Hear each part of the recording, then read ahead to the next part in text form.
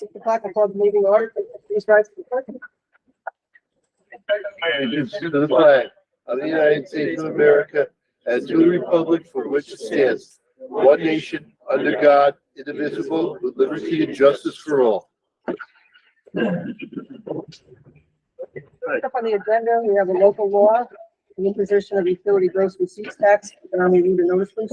There'll be a public hearing held on Monday, May 1st, 2023 at 6 p.m. regarding local law number 4, 2023, the imposition of a utility gross receipts tax by the Board of Trustees for the Village of Menands. All persons attend and comment or present comments in writing to Clerk Canderham. Also, all public hearings are open to the public and accessible to the handicapped.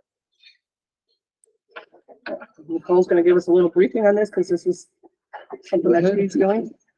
So I was just going to read the first section of it, of the imposition of the tax. Pursuant to the authority granted by section 5-530 of the Village Law of the City of New York, a tax equal to 1% of its gross income from and after the first day of May 2023 is hereby imposed upon every utility doing business in the Village of Menands, which is subject to the supervision of the State Department of Public Service and which has a gross income for the 12 months ending December 31st in excess of $500, except motor carriers or brokers subject to the supervision under section 240 of the Transportation Law, and a tax equal to 1% of its gross operating income from and the first day of May 2023 is hereby imposed upon every utility doing business in the Village of Menands, which has a gross operating income for the 12 months ending December 1st in excess of $500, which taxes shall have application only within the territorial limits of the Village of Menands and shall be in addition to any and all other taxes and fees imposed by any other provision of the law. Such taxes shall not be imposed on any transaction originating outside of the territorial limits of the Village of Menands, notwithstanding that some act is necessarily performed with respect to such transactions within such limits. So basically what this is all utility companies are going to, they already do pass along 3% of the bill to the residents and the users of their utilities, and we just have not been collecting the 1%. So by imposing this tax, we will be able to collect that from them. It's nothing in addition to the residents, it's just the free money for us, basically. Any questions or comments from the public? Yes, Bill. All right. Now, I've been understanding that, Is this regarding the tax? yes, it is. Okay. Now, I've been told that the public utilities, they're collecting the utility gross receipts tax, but local governments such as Menands is not getting the money, and they should be getting it. I think it's unfair, unacceptable, unreasonable, ridiculous, and plain wrong. For the Village of Menands to not get the money that they need to pay for public services and programs that provide for people who live here. So I'd like to see the Village of Menands get some of that utility gross tax, receipt tax money, and the village has got my full support. So if you make it the law, you have my support. Go ahead and do it. All right. Thanks. You're welcome. What's the anticipated revenue? So speaking to East Aurora, they pulled in over $6,500. The Village of Colony, $200,000, and that's annually. So I can't really make a accurate prediction of exactly what it is, but my guess would be somewhere along the lines of 45,000, based on our population and kind of averaging the other municipalities that I spoke to, including Boysville. I'm guessing around that. And that's new revenue that the village would realize and not a burden on the existing residents. Exactly. Congratulations. Congratulations there. Congratulations. Amazing. What would the mechanism be exactly for how this would work? I mean, once this is passed, assuming it is passed and then filed with the Department of State, and then how does it? So what we have to do is we have to send the local law to each of the operating utility companies, including National Grid. So this would be the phone companies as well, correct? Yes, yes. So all utility companies, not motor vehicle related kind of thing. And we pass this and they have to give us their, gross operating, all the reports that are necessary. They know how to do this. They do it for everywhere else. So then we just, How do we keep them honest? we, in this local law, in fact, there are penalties and things, I did see that, as part of it, and you have but it to, looks like it's the burden's on us though, and the burden's on the treasurer to review the information. so with the payment, they have to submit the actual reporting though, the proper reporting. And we can argue it with them, and if we find that it's not acceptable, then they get more fines and penalties. That just gets more revenue for us, so sure, it'll be on the treasurer, but I think that extra money would be very much worth it. Would this be something that our accountant would, include in their audit? Yeah, they would order that we receive the money.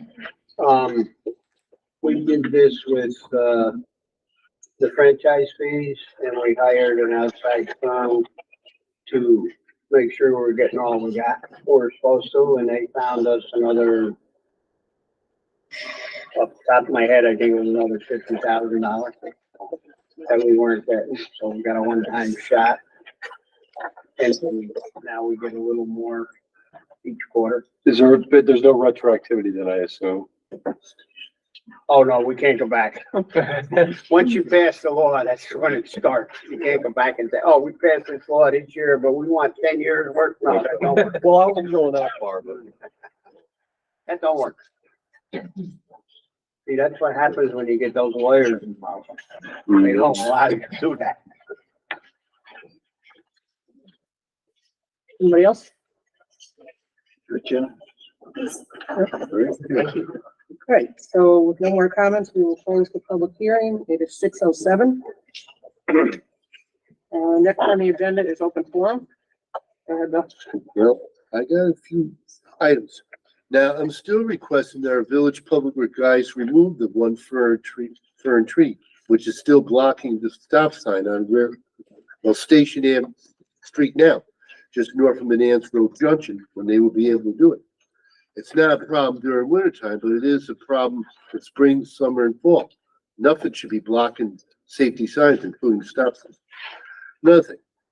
Now, I do support offering solar energy to all village residents, which for several reasons.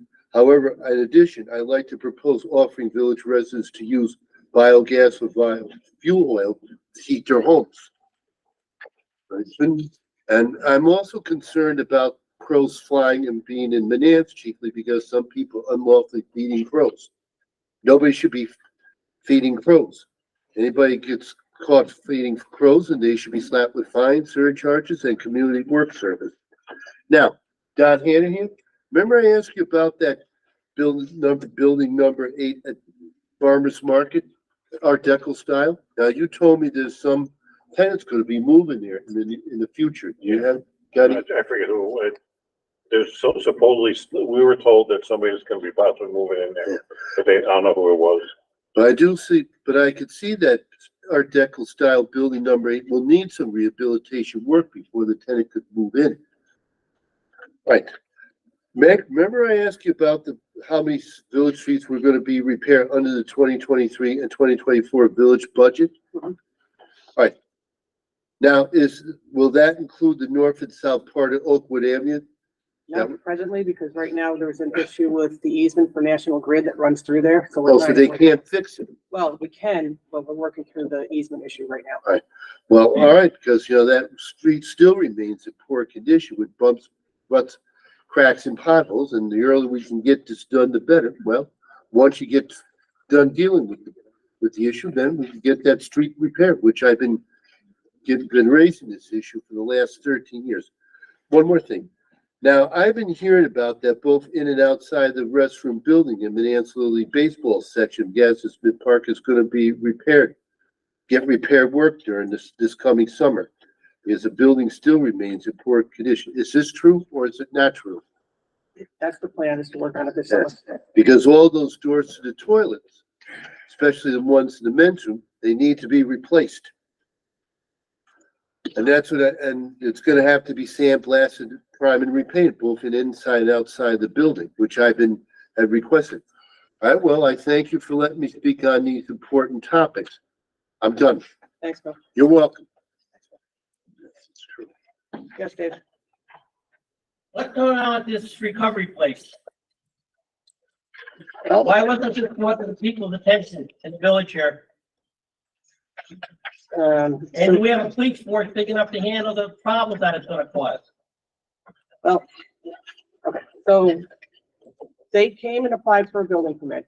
Yeah, It's a medical facility. It was allowed by right. So they got their building permit to do the upgrades that they want to do to the facility. It's conception going on today is because of the letter that was drafted and sent around to the village to get people all riled up about it. It's not a clinic like on Central Avenue. It's a recovery medical office. So people can only go in there by appointment. They have to be in a treatment program where they see counselors, they see doctors. They have to do drug testing when they go in and out. If they fail any of these things, they get removed from the program and they have to start from square one. So the hype right now is just getting everybody upset that we're going to have hypodermic needles all over the parking lot. We're going to have prostitutes. We're going to have drug dealers. That's not the type of facility that this is. One of the comments made by someone that gave a recommendation, it provides a unique evidence-based approach to outpatient medical and clinical substance abuse. Another said it's a patient-centered, science-based approach to outpatient medical and clinical substance abuse. So the perception right now is that it's going to be a walk in and out clinic where people are just going to do their drugs, keep going in and out. That's not what this type of program is. With that being said, we've been today confirmed in a meeting with the CEO of Fusion for May 16th, which is the day after our next board meeting at 6 o'clock. He's going to come here in person. We're going to invite everybody back, and any questions that you have, you're going to be able to ask him directly instead of secondhand from me or getting misinformation that was portrayed in the letter. You can ask your own questions directly, and he'll be here to answer any of your questions and concerns. So we want you all to come back. We won't be able to get it in the activities because that went out today before it was confirmed, but we will put it out on all of our outlets that we have, Everbridge, Facebook, whatever else we can do. We'll put it all out there so that people are aware of this meeting. It'll be right back here in this room on Tuesday, May 16th. Our meeting is the 15th board meeting, but the 16th at 6 o'clock. And again, we'll have them here so everybody can ask the questions directly. you're already advertising this on Facebook or on internet. Who is? It's Fusion. I looked it up tonight and it's all over there. They're looking for nurses, they're looking for doctors, and the address is there for, people to come in and sign up and. Well, the other day on May 26th, they went through the process. They went to Oasis, which is the state agency that supplies or approves their licensing for certificates, and they were unanimously approved this company to get their certificate. They're under the guidelines of them. They're under New York State. It has really nothing to do with the village. We don't authorize any contracts like that, no more than somebody opening a liquor store. It doesn't fall under the village. It falls under New York State. So they have an obligation to make sure that it's being run properly, and they're doing the upgrades to their property to make sure that they can get open. I think by the end, sometime over the end of the summer. Yes. Hi, is it my understanding that they're not going to be handing out the methadone there? Well, some patients, that's a treatment for one of the treatments for opiate. Correct. So someone that's in there to get recovery, that may be one of the things, as well as other substances that they give to people who are, trying to get off of the drugs that they're on. Okay, because I worked at workers' comp. They moved us to Schenectady. We're a block away from the methadone clinic. It was a nightmare. Right. The Schenectady police came in and talked to us. They don't go near there. There were fights. There were police. They were urinating. It was horrible. Right. But this is not a walk-in clinic. It's a facility that's an office. So they can't even go in there without a doctor's appointment. So it's not going to be like, somebody in Albany or Schenectady can just walk off the street and go in there 4 times a day. It's, however many patients they'll be able to handle, just like any other doctor's office.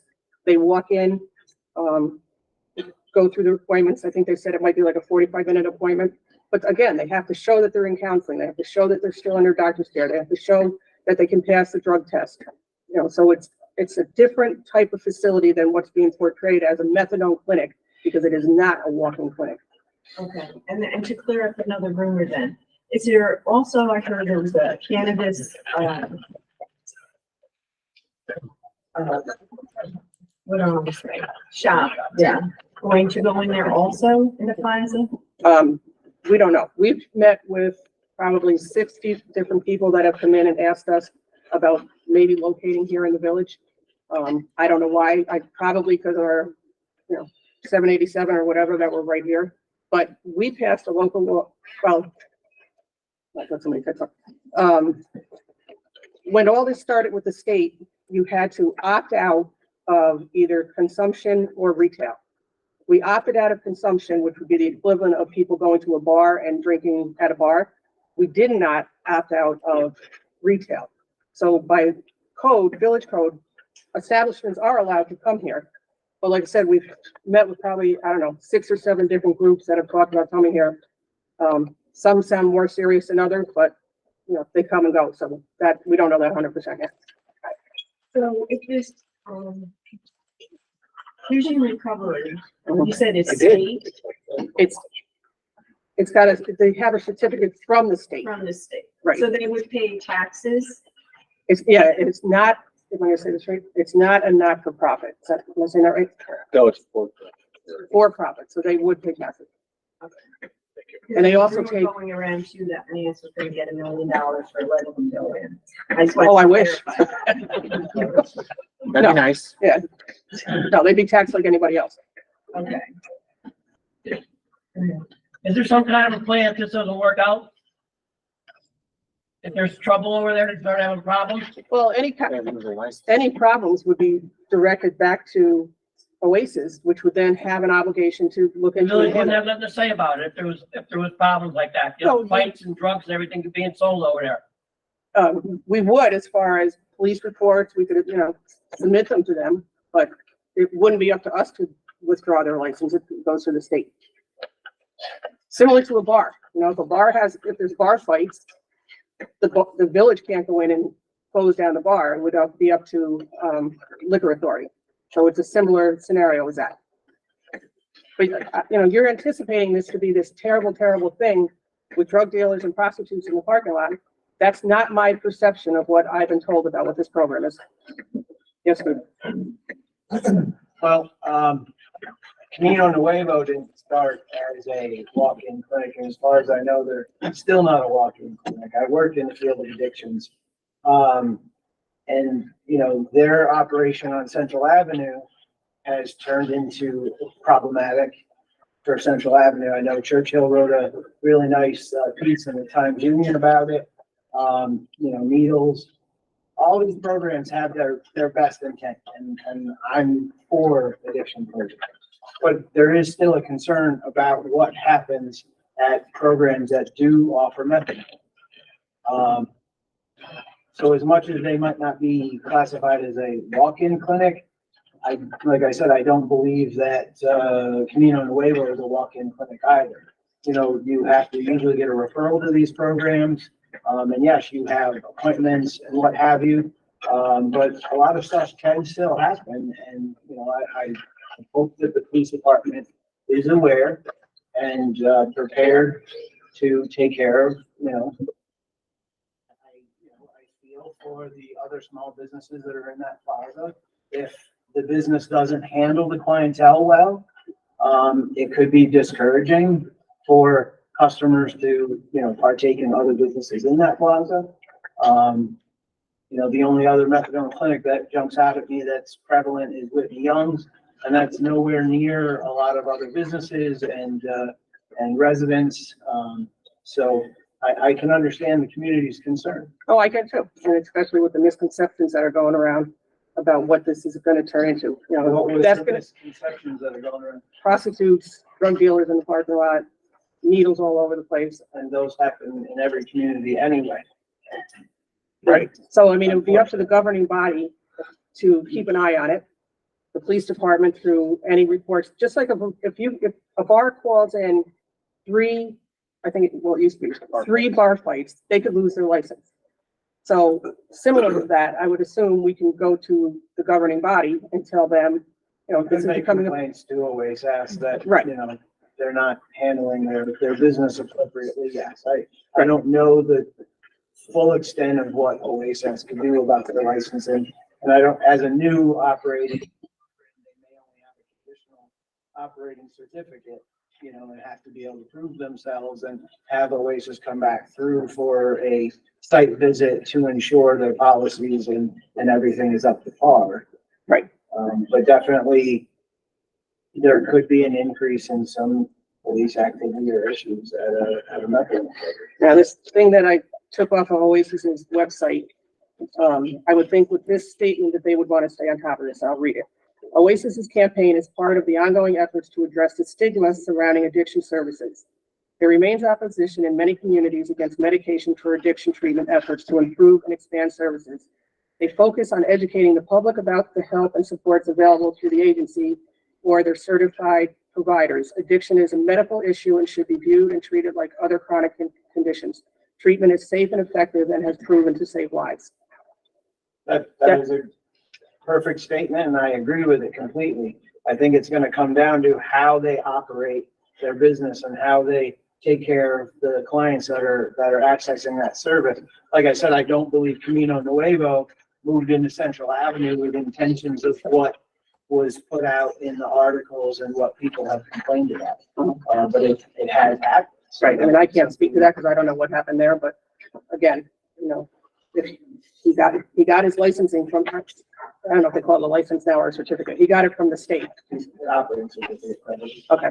So again, we'd have to, you know, keep close watch on it, make sure. And the comment about the other businesses, they came in after they did. So they must already be aware and it didn't stop them. I hope that it works out for them. I'm just saying, you know, you think about some of where the location of some of the other programs are and, you know, just bringing it up. I would hate to lose businesses. That's what I'm bringing it up. Right. Right. Also, the trucks that are down there, are they staying down there? No. Well, Because it looks like Tin Pan Alley when you get off the I know. 787. And It's like, welcome to Menands. It's horrible. right. So a lot of that, the stuff that's down there is through National Grid because they're hanging new wires all over the place and those are their staging areas right now. But I know Lyle, the building code enforcement officer, reached out to their attorney today to find out what's going on with the trucks, how much longer that stuff is going to be there, because it was never meant to be a long-term thing. So, and I know National Grid is getting work done because that pile has reduced significantly, but Lyle is working on that. And I missed the link because I didn't even realize here that St. Joseph's House and Shelter this year, where the cleaners used to be. When did that move? Maybe last year. 2 years ago. Yeah. Year and a half or so, yeah. They do like, So it's just a staging area for, they're a charitable organization that delivers, I guess, food to certain individuals who need assistance. And all they do there is they have their employees come get the necessary supplies and they go out. There's nobody staying there. There's no cooking there. They don't have, you know, it's not a kitchen, none of that. Is that a nonprofit? that one is, I believe. That is a nonprofit, but the property is owned by somebody else. So they pay rent, so there's property tax on that parcel. That's good. Can I ask one more question? Anytime you want. It's just, I mean, the Skylar Inn. Is that nonprofit? Yes. That's nonprofit too. Yeah. You can't get a Baker's supermarket. Mayberry used to have one. It's like, Not for lack of trying, believe me. Sure. Yeah. Something. Yeah. Did you have a question? I did have a question, completely off topic. It's a personal thing. I just have a couple tree questions for the village. The trees that are out, like around Glen Jones Court, the trees that were planted in front of the house, one of them is so diseased. I don't know whose responsibility it is. The village put those trees in before they built the house. Where is the one you're talking about? There are two really, they look really pretty, right in front of our house on Menands Road. Okay, They were put in before we built the house. We didn't really have any say. The little one, everybody, kid that walked by, you every branch off. The poor thing is just, it's disease. They gave one of our trees a disease. So I don't know whose responsibility is to take it out. I've seen people down Linear Road cut trees down with the dollar put in, and I don't know if that's a no-no. well, yes. I think it's a no, I'm sure it is a no-no. But if there's that tree, and then there's a tree on Jones Court that got nailed during only one or two storms we had. The guys came and took like half of the tree. I mean, it literally, they split it. I don't think I did with the plow, split it right down the middle. So half the tree the guys took during the storm. So the poor tree is sitting there. It's right as you go down Jones Court, right before you take the corner. It is literally split in half. I mean, it's just, there is nothing left of the poor thing. It's hanging on Kitty's house on her fence. There's a branch that's just been laying there since the second storm. Hoping the guys are taking. Yeah, we'll take a look Yeah, and, that one's, that's a sad case. okay.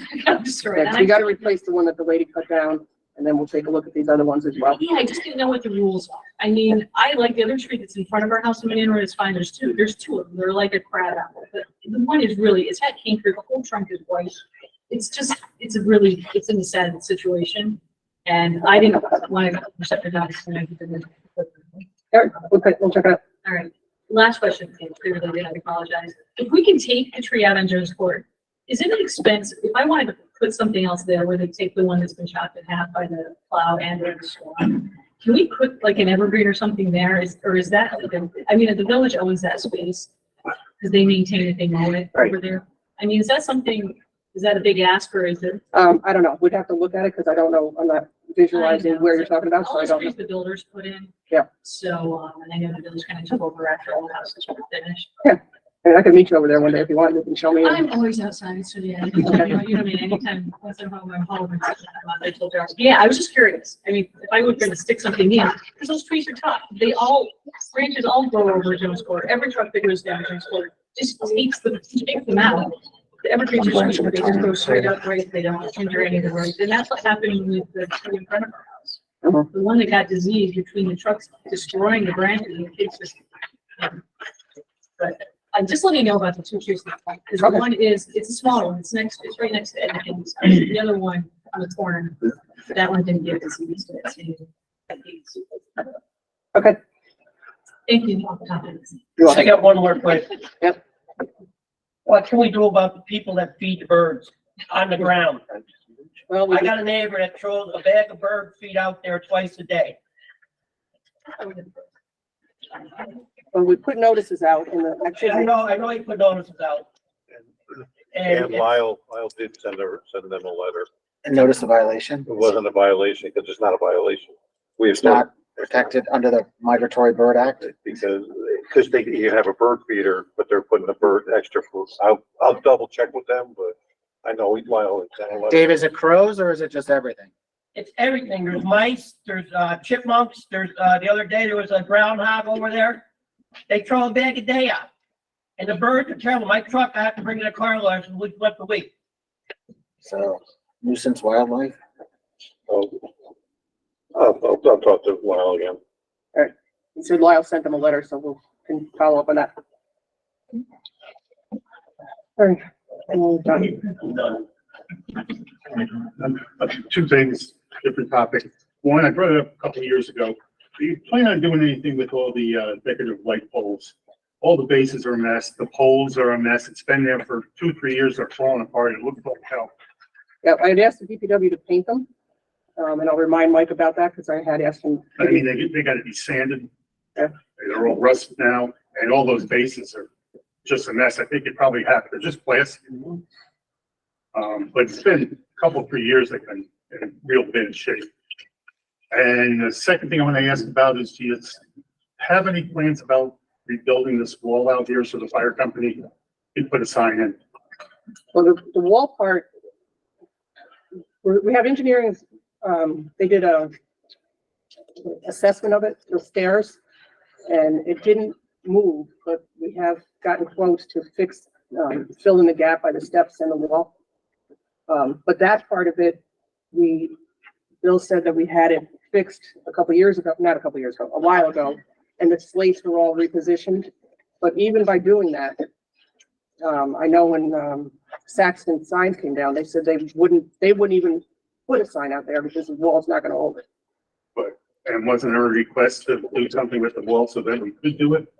Well, at the time, it was like $70,000 to replace that wall, and now it will probably be well over 100. And I did send to Mike McKay, from Saxon Signs, drawings of signs that they could put along on the building. And so they'll be up on it. Signs on the building, it's back from the road, and signs are supposed to convey a message, attract people, and you've got people driving up and down Broadway and looking up at the building and the sign, their eyes are off the road. Well, no, It's this just one not a would go, good- it would go this way, so you're seeing it. as you Either come in. way, like, you're back on the building, you're distracting from driving on the road, where a sign out by the road it's in their line of sight. Well, replacing that whole wall is not in the next year's budget, because it was like, right now. There's no plans to redo that at all or anything. I don't know at all, but not this next budget, because it would have been $80,000, I mean, this $90,000. is going up.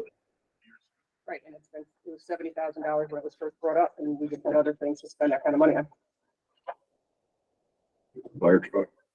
Yeah, the fire truck, we just spent Pardon me? he said the fire truck that we just bought for 100 and whatever we I'm spent. not talking about what else she did. All I'm talking about is that, and it's either, I guess, yes or no, and it's no. For this year, yes, or no. I missed the talk when they were talking about the clinic, and I just wanted to know the board's position.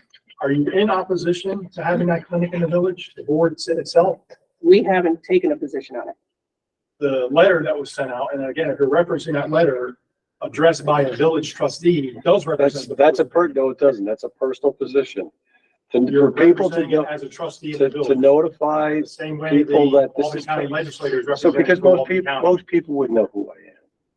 So if they It got, wasn't so a that's not, question of who you are. Bill, It's a Bill, question of. it's my representing the personal board. position. That's why I'm asking if the board is in favor or not in favor. it's my personal position. I have no confidence in this individual who's putting this forward. I found a lot of flaws in his information. And I went to the public hearing to speak to Oasis about it. I was called a NIMBY, and that was pretty much the end of it. I mean, I was dismissed and I was told, well, you're the only one here. You're the only one here from your community. Well, so decided to let other people know, and it comes down to that. So I but appreciate the Bill, fact that people that's know my you, position. And I respect your position. Everyone should have their position. I'm not questioning Okay. that. But the letter that was presented as a trustee of the village. That's you're because representing the board. That's who I am. If they know you, it should come from you, Tim. And it should come from. Not Allison everybody, as a person, not everybody knows not as a me. county legislator. Not everybody as a knows trustee me. of the board. Not everybody knows me. Not everybody knows And the way her. that letter was Everybody presented, knows you. people did feel that it was come from the village. That's why And, I asked. and I will tell you, that did not come from the village board. We haven't talked about, well, we've talked about, but we have not taken a position on. I appreciate one that way or the other. answer. I But we appreciate did that answer. not send that. He did not send that on behalf of all of us, because Okay. it just didn't come. You understand the confusion. I do, because it's been, they would ask why we would do that. Thank you. Anyway, anybody else? All right,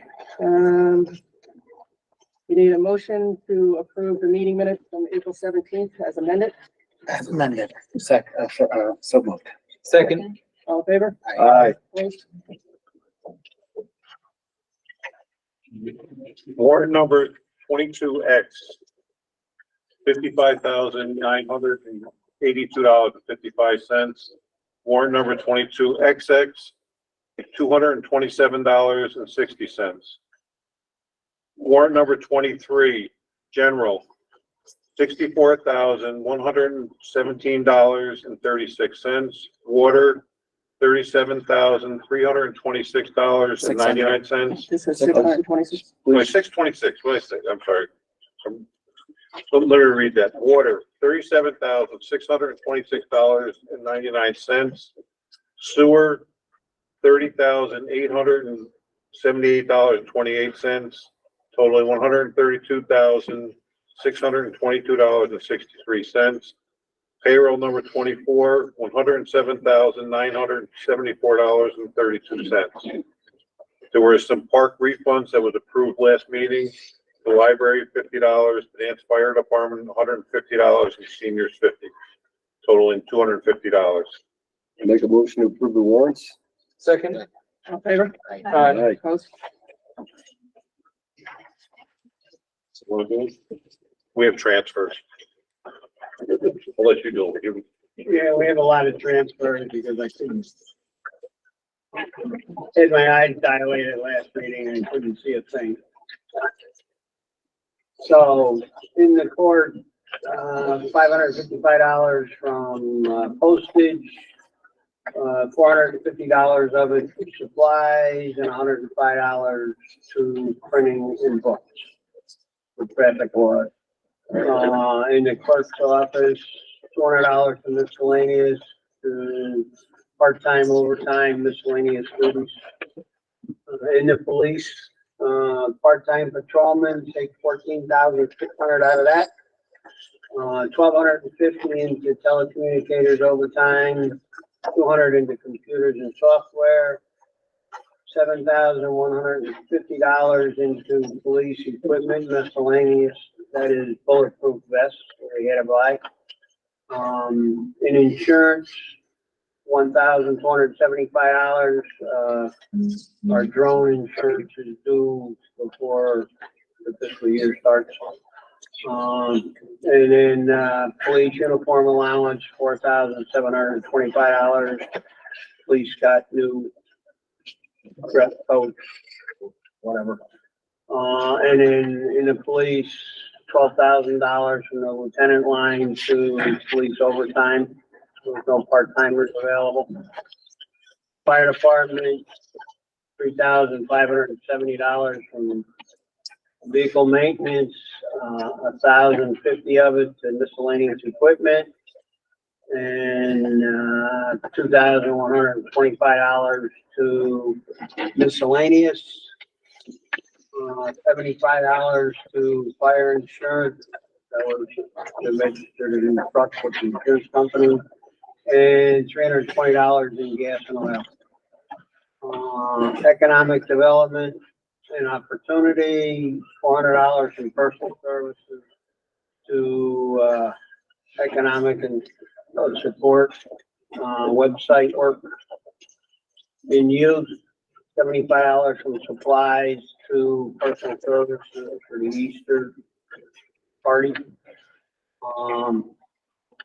From the state retirement, $1,100 to zoning, $1,050 of it to personal services. Hey, Bill, that's crossed off from, It's in twice.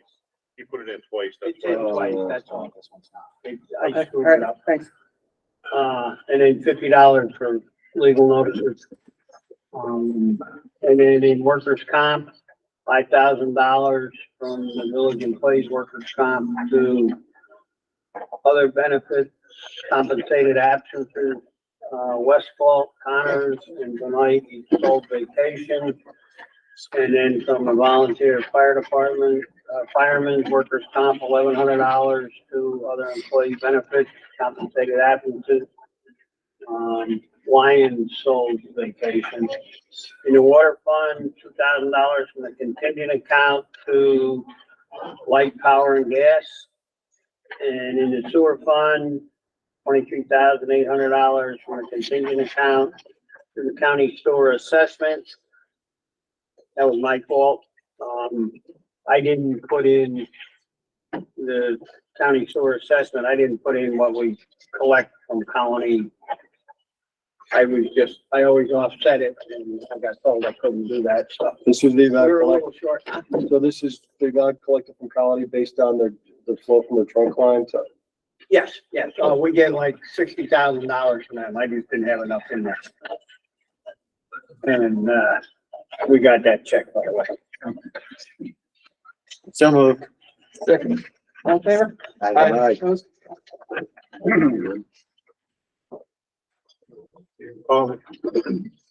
Before we go to the next thing on the agenda, we have to amend the budget.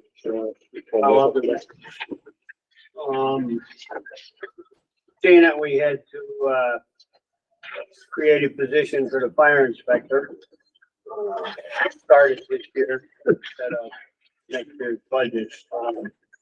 Need to, amend the budget account number 3620.0162 by $8,000 to cover the cost of the fire inspector for the remaining time in his fiscal year. I need somebody to make a motion and second that. So moved. Second. Oh, okay. Aye. Motion.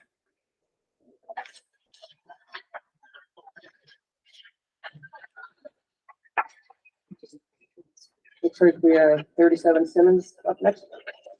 We do.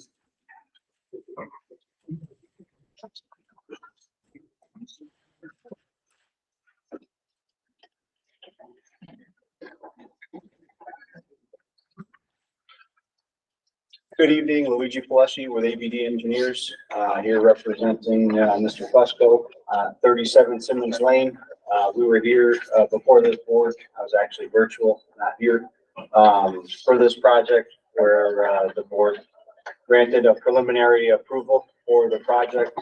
It's two buildings on 37 Simmons Lane, building one at 45,500 square feet and building two 35,100 square feet.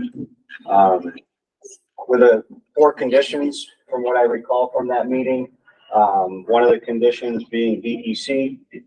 We've actually been working with DEC. Last thing updated was the wetlands deed restricted. Just today, there were some minor comments on the language of that deed restrictions. We've made the revisions to that and back over to DEC. We feel that we're moving in the right direction with DEC, and once we get the permit for the buffer, we'll certainly provide that to the village. The second condition was providing some pedestrian connection from Simmons Lane. It was a recommendation by Labella. We added that to the site plans, and they're in these two locations where their driveways are coming in. 37 Simmons Lane. I did receive a comment and talked to Matt Rogers from Labella, and we will make some minor adjustments to the northwest refuge area of the crosswalk area. So we can do that on the final site plans.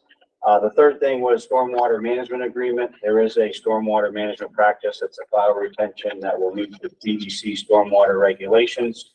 That agreement has been executed and provided to the village as well. And then lastly was responding to the Albany County Planning Board comments. So we're here tonight for final site plan approval. And like I said, the only outstanding comment, and Matt and I talked about it actually today, we can make that minor adjustment for this crosswalk area at the northwest corner of that driveway entrance. So at this time, I'll turn it back over for any discussion, comments, or questions. Nicole, do you have any stormwater questions? I haven't gotten anything stormwater related. And I understand MS4, so that's my concern. Yeah, so the stormwater has been reviewed by Labella, the village engineer. We went back and forth and revised. We have a full SWIP that's in compliance with the DEC regulations. And this has been going on for a while, so probably before when Paul was still here. Okay. So I would like to see it eventually. So a copy of the SWIP. Yeah.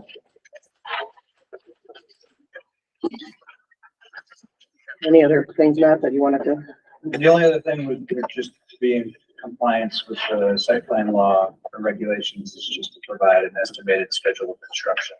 That was just the final thing in the zoning code. So updated plans that show the refuge area. So we looked at that. The lighting seems adequate at both of those crossing areas based upon their existing lighting. And then they just need to tweak the landing area since it's pretty close to the stormwater pond. So if we can get revised plans, that'll be a condition, estimated construction schedule, recognizing that might change obviously, just understanding. And then the SWIP to Nicole, your records, yes, and just confirm that it's correct. And you do your due diligence. So But yeah, we'll need the full set of revised signed stamp plans before the village board can endorse.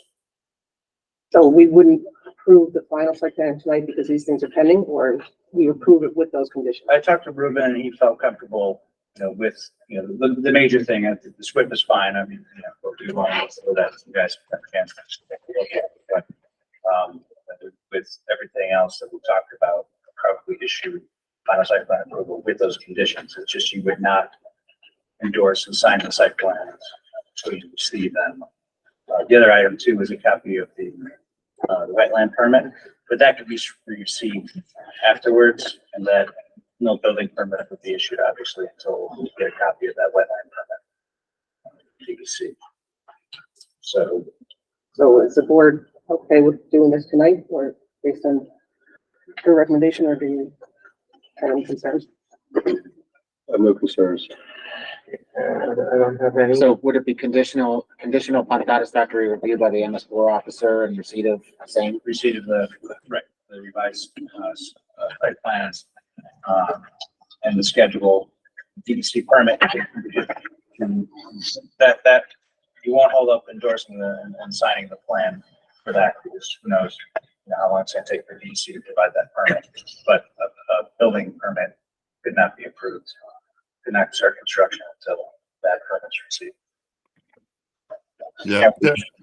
Let me jump in quickly here because I've been involved with this. I've been working with Fusco's attorney. This is a little bit different because generally what would happen is after final site plan approval, there'd be an application for a building permit. And generally speaking, assuming everything was in order, a building permit would be issued. This situation is a little bit different. The board is well aware of that. There was, as you know, a certain amount of work that was performed where inspections were required, which were never done by the village itself.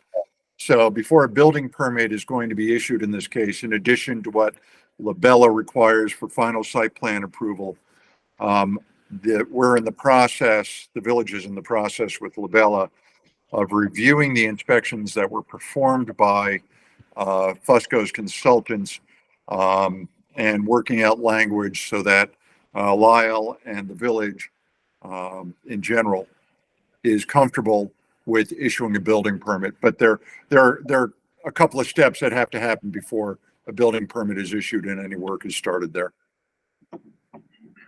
And I've talked to Ed Larkin and put him on notice that it might have approval tonight. So that process will continue. Okay.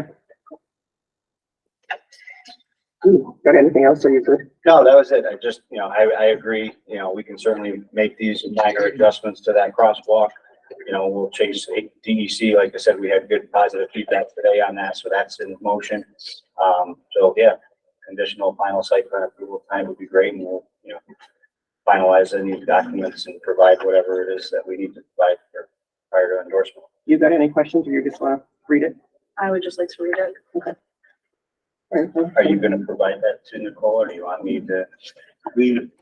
If you can send it to, I'll send it to you and then forward it on. Okay. I don't know if I have your email address. Is it, just so we know, is it correct that the tenants have already been selected for this? They're already in? There is, I know for building 2, the 35,000. Yeah, but I'm not sure if all the tenants are selected for the 45,000.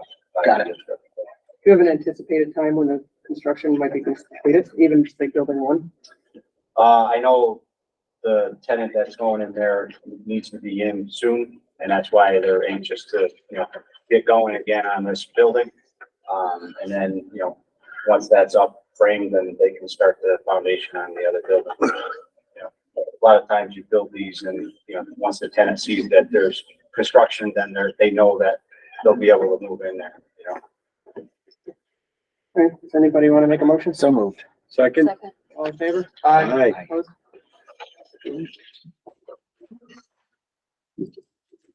Matt, did you have a budget for this yet? Is that one of the things that's outstanding for construction? Have you been provided a construction budget? no, we don't need a budget. You don't get any documents on it? No, not according to the site. The only thing they need to provide is a schedule.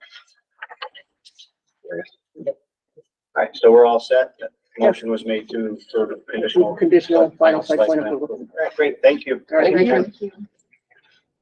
Looks like next is 3 Oakland.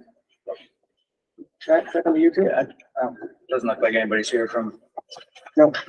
Okay, so we received the site plan, the pre-application materials and coordinated with Lyle to request a $5,000 road. They agree that we would to provide 10% discounted service because it's nonprofit. Their pre-application is complete, and I don't know if you have any questions on it. And also, we're starting a new kind of system, so everybody hopefully has access to the Google Drive. So all material that's received will be placed on there, so the village board will have access to them all. That'll help in your review. And just a couple of big things, you know, that they know that they'll need wetland permits because they'll be doing work within 100 foot of the wetlands. They won't be impacting wetlands directly, so they received permits last time, so they will be along the same lines. The only other kind of the big issue that we'll have to deal with concurrently is the right of way with Tiger Mohawk. Yeah. So since they want to put their bottle, they want to build a new bottle return building on the northern side of their property. Theoretically, they'll probably want to access that, which means they'll need to get or at least confirm that they have the correct easement already. That might have to be amended. So we'll reach out to them once we get confirmation that we get an escrow. I don't expect that to be a problem. So it's an easement they'll have to cross to access the facility. You don't see any issues with that with National Grid? I don't see why not. I mean, it looks like they were given an easement previously for the existing driveway. Yeah, when they were constructing the current building, they had the bottle sorting up there temporarily behind a wooden fence. Right. It was outdoors mostly, but it was still up there on that plateau near the DPW garage. Okay, and this is approximately where the building's going to be located? Yeah, so, yeah. Yeah, I can show you on the plans. Yeah, I'm looking at it, but it's too small for me to actually make out very well. It's But it's basically up there near they're gonna build a building like they have currently. Oh, he's got the big one. Oh. So for tonight's purposes, there's nothing we need to do. Is that? That's correct. Where are we? Where are we? So well, you can just make a motion that you accept the pre-application materials and that authorize that to submit a site plan application. Yeah. All right. Right. So yeah, And the easement is, that's, yeah. okay, so just the. That, and then the village has, owns this one, and the Niagara Mohawk owns this one. But I think they're probably all set with this, but we'll have them provide all of their easements. And Maybe we can move that. well, yeah, so that's what I was gonna say, since we have to try to figure out the whole ownership issue and easement with the paving, we'll try to get this done immediately and currently, since, we can talk about that. Road needs to be paved and. All right, so However, the village wants to address that from a maintenance and fiscal responsibility perspective, but they'll just have to demonstrate they have the correct easement. So what do we need to do? Tonight, just, accept the pre-application materials and authorize them to go ahead and submit their site plan application. So moved. Second. All in favor? All right. Thanks, Matthew. All right, Tara. So the last board meeting, we had a conversation about climate smart communities. Since Tara is our resident expert, we offered to come in, give her knowledge of this for us, and then we do have the resolution updated that we were going to introduce tonight. Excellent. Stand over here. I'm Tara Donadio. I work for the Capital District Regional Planning Commission.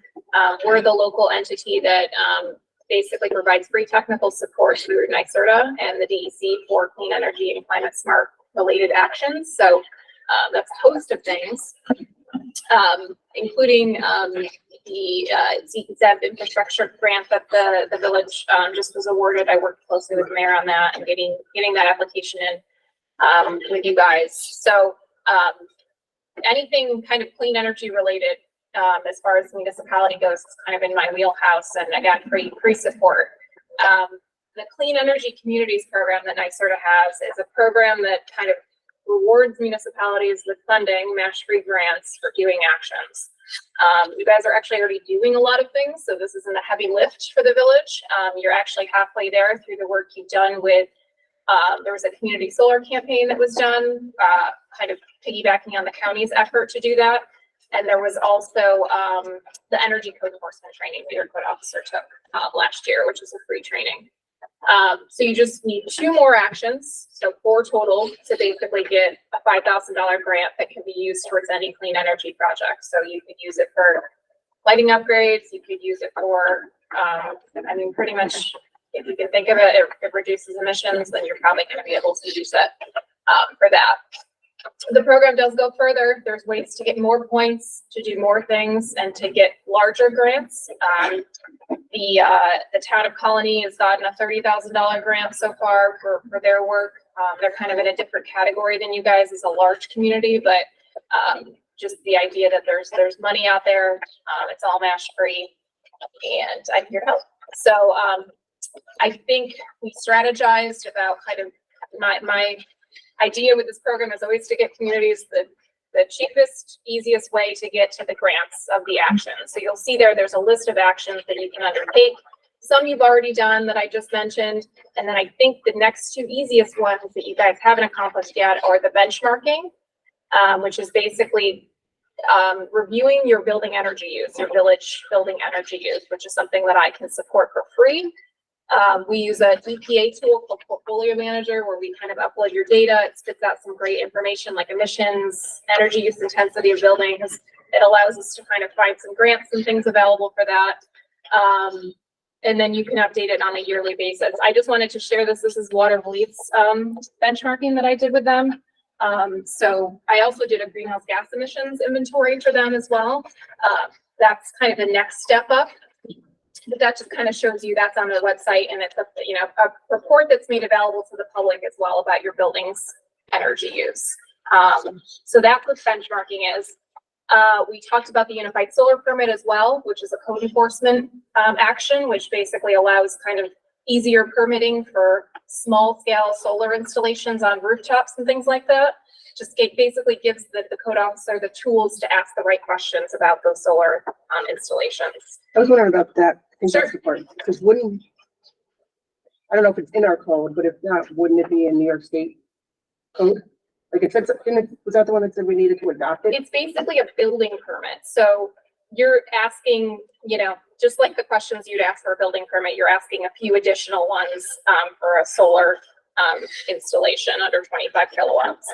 It's not going to override any zoning regulations that you have as far as solar goes. It has nothing to do with that. It's all just about if a building is eligible to put solar on it, the code officer is just going to look at a few additional things, mainly related to electrical type things, to make sure that it's, up to par, as opposed to a traditional building permit, which is probably a bit more simple kind of in the way that it is. So can you describe some of the characteristics that would be included that would, Yeah, that's a great question.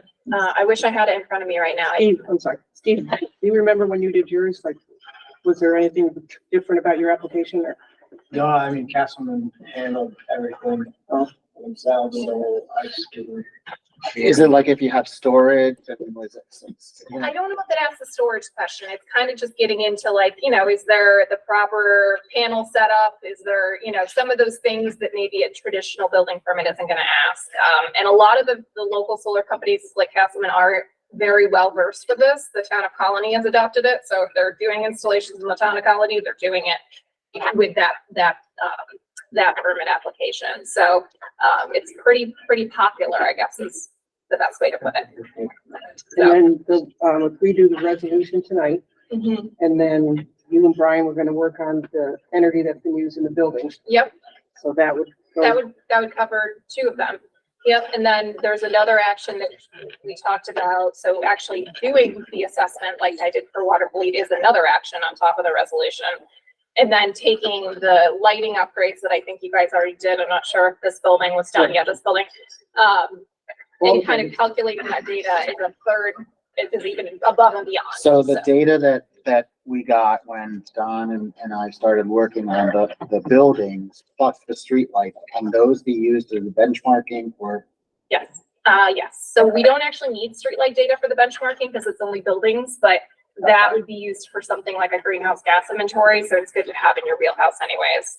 It's really just gonna be buildings over 1,000 square feet, which is, you know, Well, is the grant allowed to be applied to things that we've already spent money on, or is it new things? it's not, it has to be a new thing. What about the windows? Didn't you and I talk about the, like, That, here? that is where we're- would work though. Yep, we that could would put it work. towards I that. think you said you're kind of in progress of that, but it's not quite, but you know, that would work. It's in for the new budget, so that would be after June 1st, but it's all these windows in here. Yep, that would work.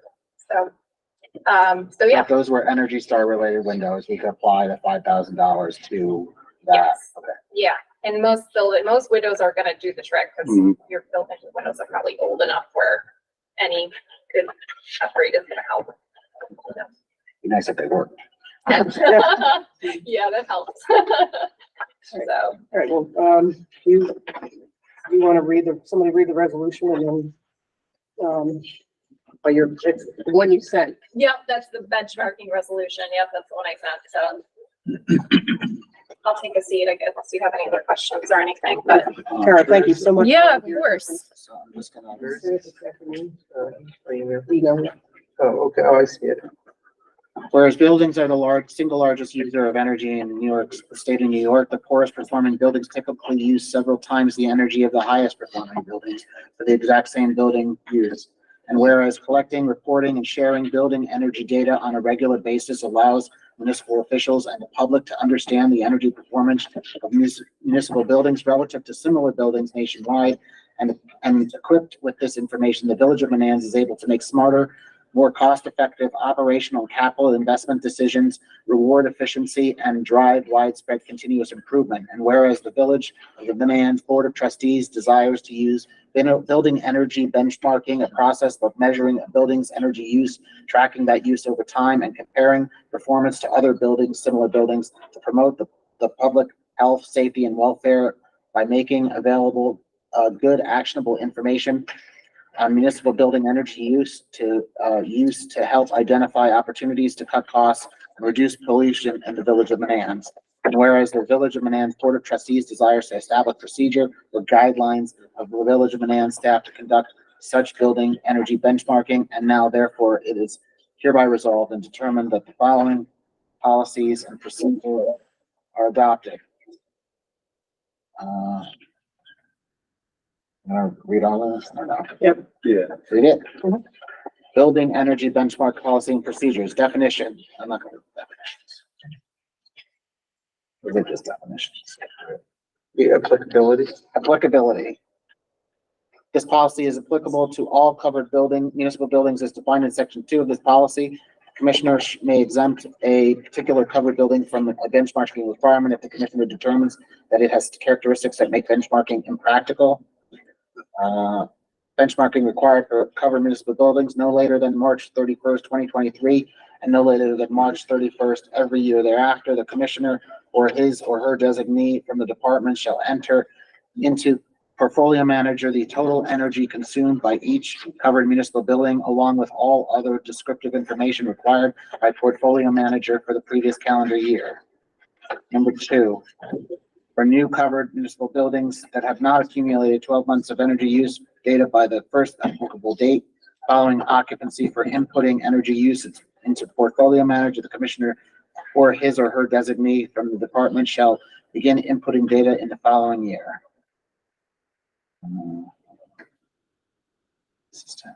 Disclosure and publication of benchmarking information. The department shall make available to the public on the internet benchmarking information for the previous calendar year. A, no later than September 1st, 2023, and by September 1st of each year thereafter for covered municipal buildings. And two, the department shall make available to the public on the internet and update at least annually the following benchmarking information. A, summary statistics on energy consumption for municipal buildings derived from aggregation of benchmarking information. And B, for each covered municipal building individually. Number one, the status of compliance with the requirements of this policy. And two, the building address, primary use type, and gross floor area. And three, annual summary statistics including EUI. What's that? Energy use intensity. Weather normalized source, EUI, annual GHG emissions, and an energy performance score where available.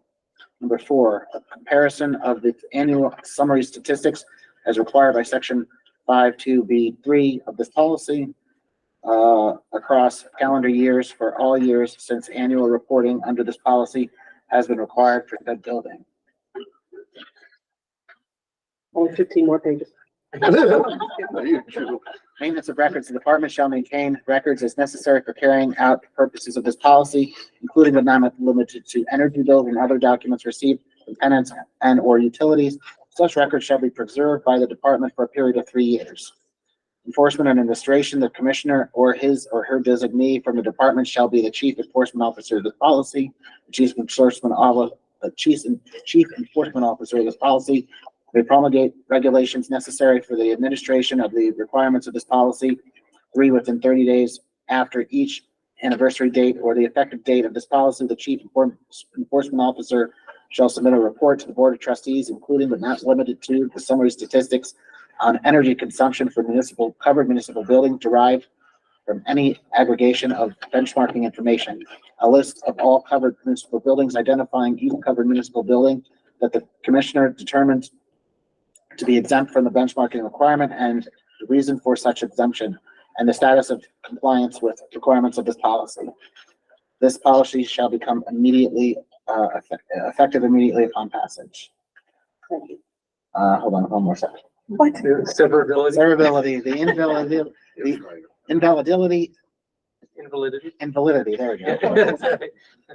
Or unenforceability of any section, subsection, paragraph, sentence, clause, provisions, or paragraph of the aforementioned sections as declared by the valid judgment of any court or competent jurisdiction to be unconstitutional shall not affect the validity or enforceability of any other section, subsection, paragraph, sentence, clause, provision, or phrase which shall remain in full force and effect.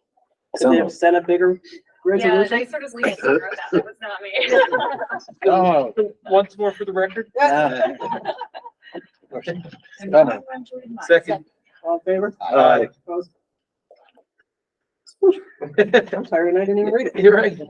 Take a drink of water now. Karen, again, thank you so much for all your help with the EV stations. That was great that we got that grant. Took us a long time to get it, but, Yeah. this is great stuff that we're moving forward with, so. Great. Yeah, happy to help. Solar simplified for residents, you bet. We're gonna table that. Tara, just so you know, Solar Simplified was, the project that they had that was consolidated billing is now dual billing. Oh. Don't love that, and so didn't think it was the right choice for our residents. Yep. So the next project that they have that is going to be consolidated billing is going to come in the late fall. So we'll talk to them sometime, before then. That makes sense. Worth the wait, I think, for that. Agreed. All right, so that matters too. Great. I think I'm gonna jump here. Were you talking about this local law thing? Yeah, the 2 local laws. Yeah, because if you're not, he wasn't on here, so I'm gonna jump to you and let you. Thanks, Chair. Yep, thank you guys. I'll give you a quick intro. Sure. Okay, so we'll start with the first one, which is adding a Schedule 4 frontage types to Chapter 169 zoning. So anytime I spend on this, I'm not gonna vote because we accidentally wrote Schedule 4 off of Chapter 169. Essentially, all this does is pass a local law to amend a local law, so it adds Schedule 4. Nothing else in the code has to change. It'll just be uploaded to general code, upon adoption. So we're introducing it this fall, we're not. Yeah, you're introducing it and then scheduling a public hearing for the next village board meeting. And I'll work with Don on all the referrals. Should be local law number 5. Yes. Make a motion that we schedule local law number 5 and local law amending chapter 169 zoning of the Menands Village Code by adding schedule 4 of frontage types to the village code for the May 15th. Second. All in favor? Aye. And then the second one is just part of an ongoing recodification of the village code. So with the adoption of the new chapter 169, existing chapter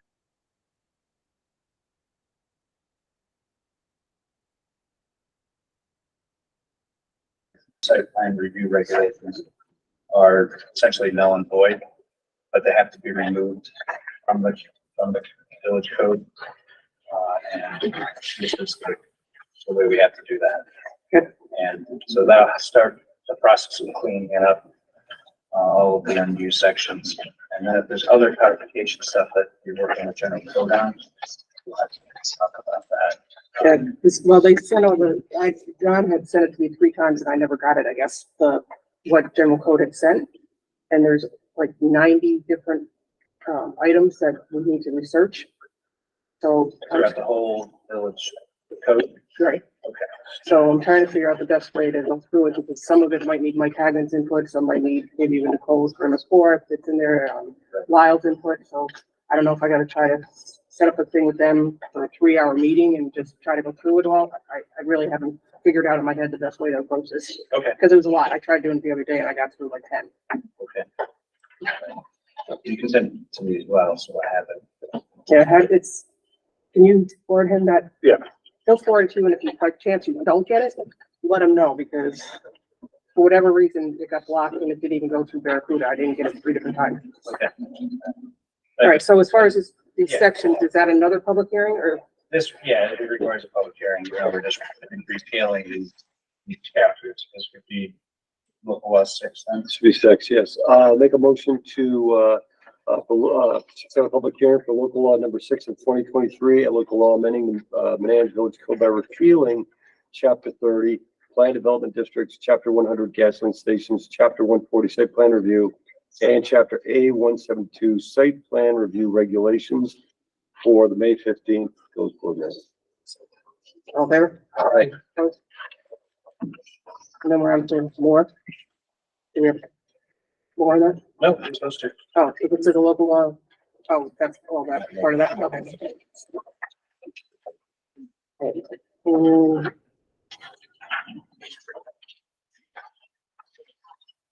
Did you have other things for us tonight, or is that? Well, I don't know if you had any questions for me on general code's proposal. Oh, well, yeah, if you wanna. Are they on the call? No, he's not, because it was just the mirror he talked about and Matt looked at it. So if you wanna tell them what you told me, which I did relay, but if they wanna. Yeah, so I took a look at what general code's provided and it's very reasonable in terms of pricing. And the graphics that they provided are what the city of Albany is using. They adopted a consolidated code, unified code a few years back. So it's the same type of graphics. So I wanted to find out like what other communities have used this, and I did recognize that it's similar to Albany. Yeah, so I think that's what we were trying to wrap our head around when he was presenting it, is how this works. I mean, how does this enhance what we're doing or, providing? Right, so and I suspect it's gonna be the same as Albany, so if you're scrolling down through and you get to a table, you click on it and it kind of becomes dynamic. It opens up so you can scroll through it a lot easier, zoom in. So it's not just a static document or image that you get it right now in general code or your existing code. So I thought that it was a reasonable price given the amount of work that they're doing to update chapter 1. And that is $5,998, is that? That's right. And so this would be an add-on to the work we're doing already? Yes, this is, well, we get charged every time we change a local law anyway, but this is for that, but this, the enhanced, the reason it's more expensive, because of the enhanced graphics that they're gonna be doing.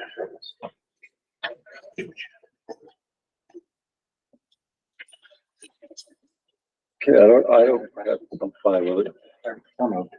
Second? All in favor? Aye. We're so hard on. Yeah. As the reservoirs on here, I'm not prepared to talk about, it, so I don't know if Oh, so I think what's, sorry, I can. oh, we do that. So, how much of this is? I'll leave it there. I don't know, but yeah, I don't have any information right about. Well- Really, We were he's not presenting it. rejecting, Maybe it is legal because that but was, we have to approve going rebidding, so I thought we did that, didn't we do that? so we did that. I think we just talked about it. That's why we're having, we added it onto the agenda, because we didn't, We didn't vote on that. we never, because it was never a motion with it. So we need a motion to go back out to bid on Yeah, you repairs to the reject high it, service reject the reservoir. bid that you received. Right, Steve? If I'm right? Sorry about that. I was on mute. That's correct. Right, so So we have to officially reject the officially bid. reject the bid and then. Officially reject the bid and then a motion to send out a new bid. And part of the reason for that is that, the other people had picked up the bid applications. One of them said they didn't have enough time. One of them said it wasn't a big enough project. And I don't remember what the other one said, but we only ended up with one bid. And it was pretty significant. So we want to rebid it, give more time for people to actually, send in their documents to bid for it. So that was the reason for this. And then I'll reach out to Ruben and Joe tomorrow. Get that coordinated. So you need a motion for each item or both items? probably So why don't you separately. why don't you do both? Yeah. Do it I that way. I would do two separate motions.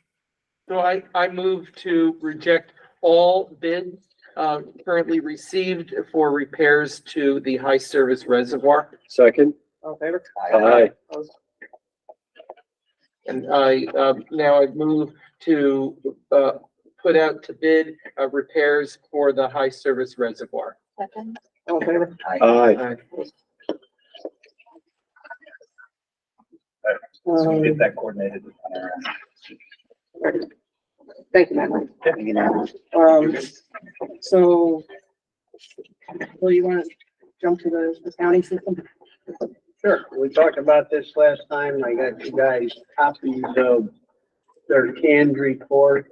I also got a couple of reports for Colony Village that they use. There's also the availability to develop our own canned reports if we want. If you guys would like, you can approve the purchase of the Springbrook accounting system to replace the current KBS that we bought in 2002, I think. So it's kind of went through its life. It's, they're not gonna support it much longer. I'm sure they're gonna, they're not gonna upgrade it, that's for sure. So it would estimated professional services, implementation and training. They are estimating $55,350, of which we can do that out of ARPA funds. And actually, that was the original. That was for cloud migration. They also have a thing in here for the payroll, but I'm not happy with it, so I don't think you should approve the payroll. For what, any particular reason or? Yeah, there's a lot. They, currently with paychecks, even though we have some issues we're working on, we send them the payroll, they do all the checks and everything, and they also do all the 940s and all the reports. And they also send the checks to the federal government for taxes and the state government for taxes and whatever reports we need, Paycheck does. Springbrook won't.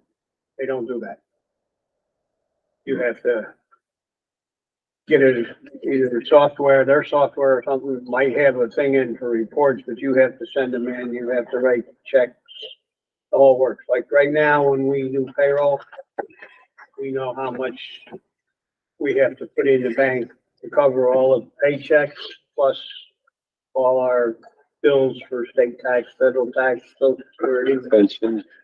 And that, and the pensions, and it just goes and they send it all out. So the current system, KVS, does not have payroll integrated in it anyway. So it would essentially. Right, they have it, but we never bought it because we always had paychecks and paychecks was always working well. But they won't, I don't think we could add paychecks, our KVS paychecks or payroll to KVS now because, in my honest opinion, they're not gonna Right. Does upgrade anything. Does Paychecks at all integrate with Springbrook in any effective, helpful manner? As far as I know, they do, because Springbrook has a, system that, once we get it in there, it automatically upgrades or updates our, accounting system of each account that we use. It'll be upgraded for what we put in there. It'll be an automatic deal. Like now, Like the post. Cheryl has to figure it. So, and just to let you know, dealing with Travis, the guy from Springbrook, you know, I said you gotta do better on a couple things and everything, and he,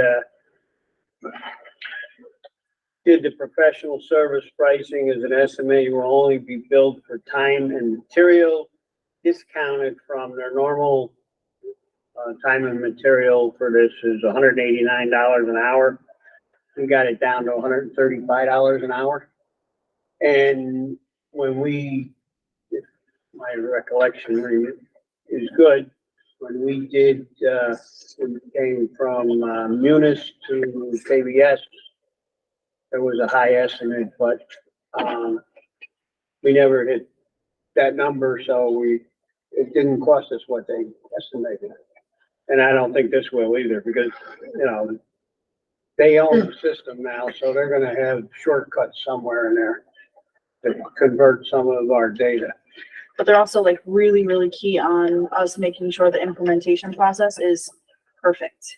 So I think that that's really important too, because they already have, like, they own KVS, but this is just the newer software version, so it should be a very seamless transition for us too. So can you talk about some of the reporting stuff that you really liked on the tax bill and water bill side that was helpful? So as far as I didn't get to see the tax bills because I don't think the village of Colony did the tax bills, or I just didn't see them. I was looking at the water and sewer bills, and it was really cool because instead of like right now, when we're generating water and sewer bills, I literally have to print them via like a direct AccuPrint, so I can't even look at them before printing. And then you have to photocopy it or run it again, and then we have to hole punch and then put it in a binder. Whereas now, through this new system, which might be my favorite part, the bills are stored in the accounts, and you can look at it that way and just print it very easily instead of going back in like the vault and stuff, finding old bills. Reporting is very easy to look at. You can literally make a report for anything. Like during this implementation phase, you'll be able to tell them what you do. Like I do a lot of Excel stuff outside of what KVS can do, and it can generate all those reports for me. As long as I'm disclosing all of that, they are willing to work on it. And I've been very blunt with Travis and the software guy. And, they seem very accommodating. So I really do like that. And they also work with, Neptune. Yeah, They also handle so- Neptune.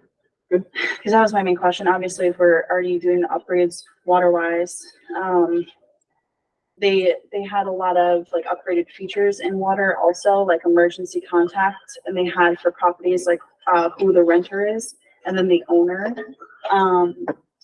I know that Neptune right now can do like seasonal stuff, so someone can tell me they're going to Florida for the winter, and I can monitor it and make sure there's no leaks or anything.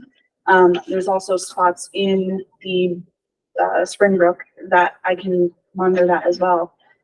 And And yeah. we can send the bills to the people in Florida versus sending There's- them here. there's like dual spots for addresses where you can put it like send here during these dates and whatever. Same thing with taxes, from what Travis said. And then Cheryl seems very happy with the payable portion. Right, the accounts payable and the, bank vouchers and stuff, she was very. Does it do online vouchers? Like like a fillable PDF? Don't look at me, that's not my. I don't know, that, I didn't ask, but I think that it was does. at Colony, that would be nice. I think it They- does. I think, yeah, there were some So really you don't nice have to handwrite them upgrades. anymore. Yeah, and then like, for all the same vendors, you can put them all in on the same, like, voucher kind of thing, instead of individuals too, so. Yeah. The way that they printed checks was better in my opinion. Oh, yeah. And water and sewer bills and taxes, so it'd be like a reformulation of things that we do. But I know from, talking to Cheryl and myself, who are really kind of using it every day, same with Phil, it seems exciting. Yeah, Like, and we went out to Colony Village, the three of us, and we had a little Tutorial. a show. And, of the different reports, what they do, how they do it. And they have a nice check. I gotta work with them on that. Their checks have a thing on the bottom that we keep. It says, here's the check number, who it went to and everything else, and it just boom. And what's really cool too about it was the treasurer for Village of Colony, she was showing us that, when you start a process, it's step by step. You literally cannot miss a single step. So it's really preventing people from making any kind of human errors, which I think is great. Yeah. So. Then the annual software subscription will go up about $6,000, I think. Right now, we pay right around 10,000 to KBS, but it'll go up to 16 something. But, KBS is 20 years old. It's time to move on. So if somebody would approve it, I will get it on their works, and it just may not happen till. Which budget is this on? Well, he's suggesting ARPA funds. ARPA funds. So for the 55,000, if we need that much, but, we'll be able to pay the professional services out of that, and then we may have to adjust the, annual software, but we paid already, so they're gonna adjust apply that, take that some of to it? that. Okay. So this is an up to? Yeah, you can do it up to estimated professional services up to $55,350. Why don't we say 55 or 56 then? Yeah, fine. 56. So we don't go short. We've been complaining about, the financial information for a long time, so I will make that motion. Second. Out of the ARPA funds. Out of the ARPA funds.